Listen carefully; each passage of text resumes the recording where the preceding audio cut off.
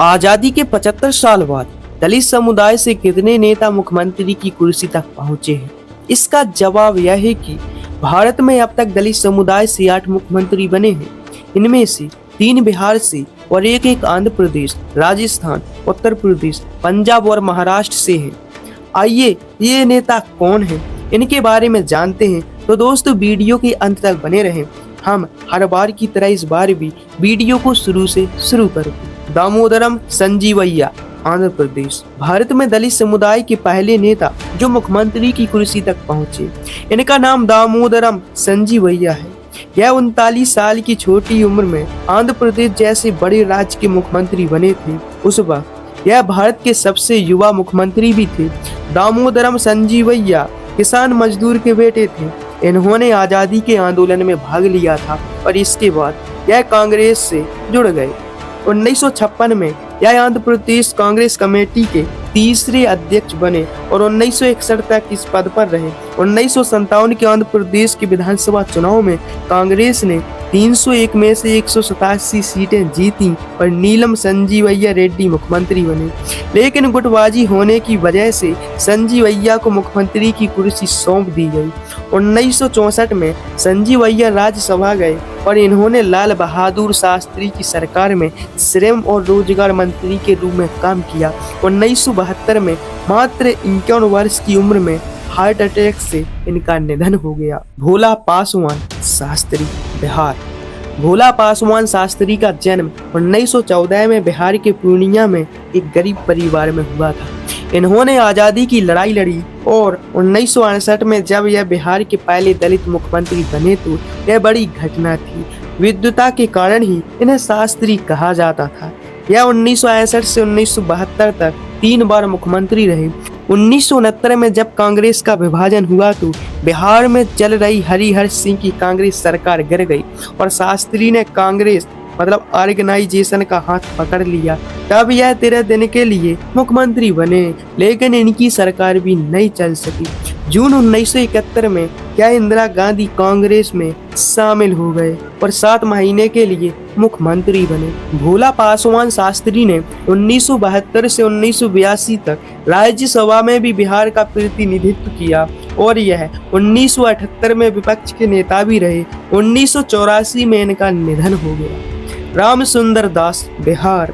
रामसुंदर दास का जन्म 1921 में बिहार में हुआ था। इन्होंने कोलकाता के विद्यासागर कॉलेज में पढ़ाई की थी और भारत छोड़ो आंदोलन में भाग लेने के लिए अपनी पढ़ाई छोड़ दी थी। इसके बाद यह प्रजा सोशलिस्ट पार्टी के साथ जुड़ गए और 1957 का लोकसभा चुनाव इसी पार्टी के टिकट पर हाजीपुर से लड़ा। 1977 के विधानसभा चुनाव में दास सोनपुर से विधायक चुने गए, लेकिन उस दौरान मुख्यमंत्री कर्पूरी ठाकुर के मुंगेरी लाल आयोग की रिपोर्ट को लागू करने के फैसले की वजह से पार्टी में लड़ाई शुरू हो गई।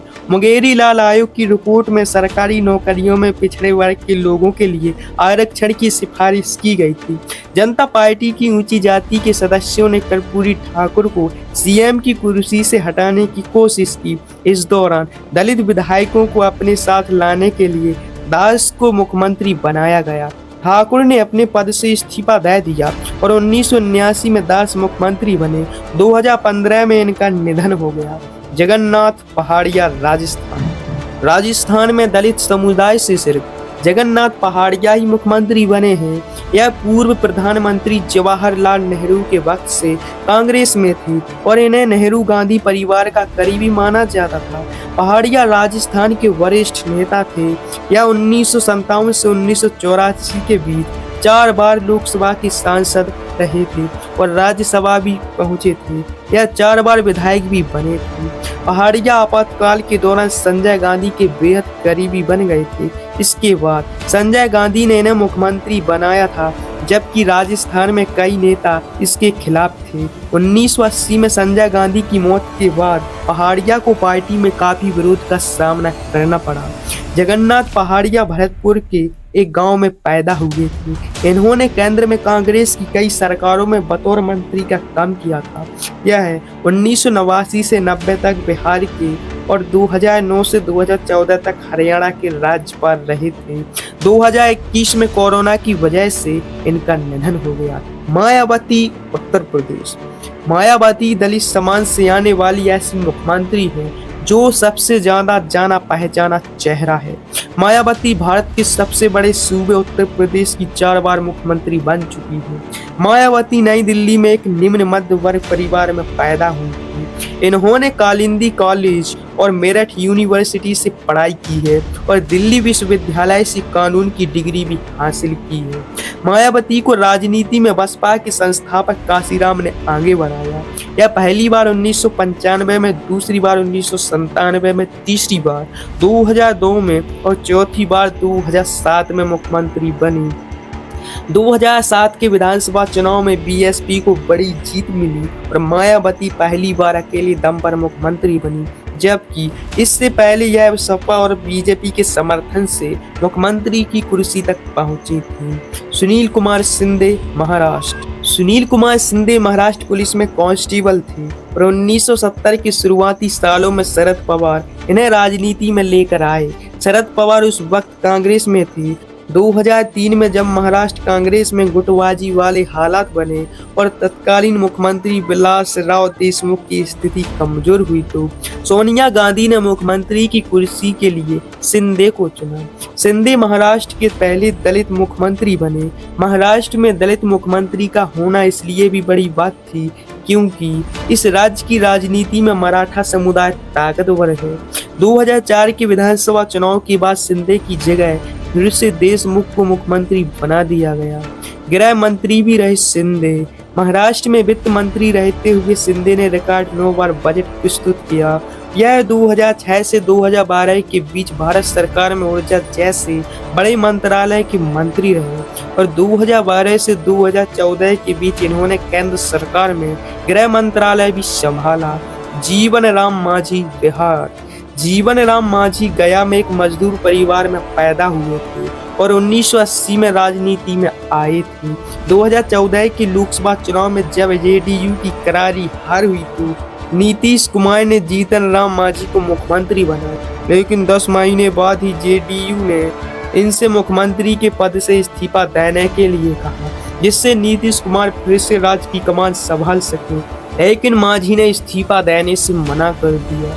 आखिरकार इन्होंने मुख्यमंत्री पद से इस्तीफा दे दिया, लेकिन इन्हें जेडीयू से बाहर का रास्ता दिखा दिया गया। इसके बाद मांझी ने अपनी पार्टी बनाई जिसका नाम हिंदुस्तानी आवाम मोर्चा सेकुलर रखा। वर्तमान में यह एनडीए गठबंधन में शामिल है और भारत सरकार में मंत्री है। चरणजीत सिंह चन्नी, पंजाब। चरणजीत सिंह चन्नी पंजाब की पहली दलित मुख्यमंत्री थी। 2021 में कांग्रेस ने कैप्टन अमरिंदर सिंह की जगह पर चन्नी को मुख्यमंत्री बनाया था, लेकिन 2022 के विधानसभा चुनाव में चन्नी 2 सीटों से चुनाव लड़े और दोनों ही जगह पर इन्हें हार मिली और कांग्रेस भी सत्ता से बाहर हो गई। चरणजीत सिंह चन्नी ने खरड़ नगर पालिका परिषद में वार्ड का चुनाव जीतकर अपने राजनीतिक करियर की शुरुआत की थी और 2002 में यह खरड़ नगर पालिका परिषद के अध्यक्ष बने थे। 2015 से 2016 के बीच चन्नी पंजाब विधानसभा में विपक्ष के नेता रहे और अमरिंदर सिंह की सरकार में 2017 से 2021 तक मंत्री भी रहे। 2024 लोकसभा चुनाव में इन्होंने जालंधर की सीट से चुनाव जीता था। तो दोस्तों, हमने दलित समुदाय से आने वाले विभिन्न राज्यों के सभी मुख्यमंत्रियों का इस वीडियो में नाम बताया और इस वीडियो में हमने आपको विस्तार से बताया। तो दोस्तों, आपको यह वीडियो कैसी लगी? अगर आप भी इनके जैसा मुख्यमंत्री बनना चाहते हैं तो वीडियो को शेयर करें, वीडियो को लाइक करें और चैनल को सब्सक्राइब करें। तो दोस्तों, नमस्कार, मिलते हैं अगली वीडियो में।